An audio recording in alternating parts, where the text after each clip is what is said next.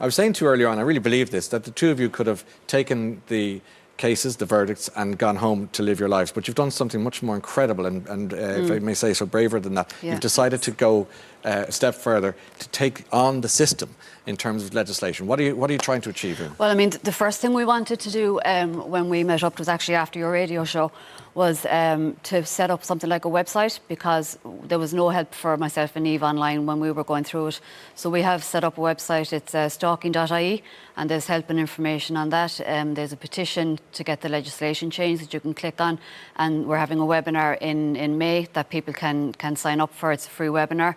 And I just feel it'll be a huge help to people, because it's a bit of guidance for them how to report it, how to get help.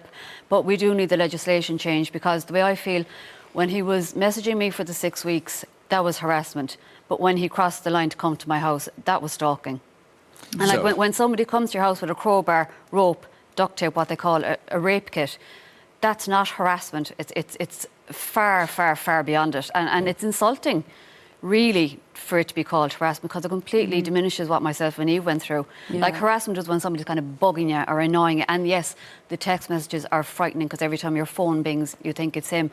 But stalking is a whole other level. And I do feel what we went through, I think it's a little bit insulting to just put it under harassment. I know the government are quite pleased with what they have for the umbrella term of harassment, and they feel that stalking doesn't need to come into it, that what they have covers what we went through.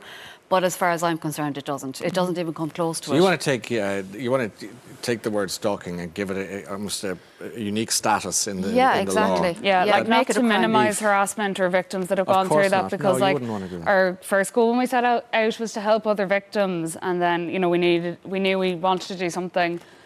Wasn't really sure how to go about it. I was speaking with someone from the Irish Prison Service who put me in contact with Ruth Maxwell.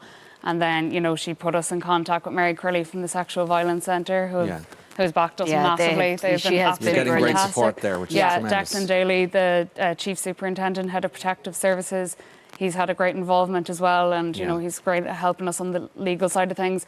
And we're involved with the Law Reform Commission as well, and all these people will be speaking at the webinar as well on the 6th of May, which is fantastic. Isn't it incredible that the two of you were just getting on with your lives, then these guys came in, attempted to destroy your lives. And here you are.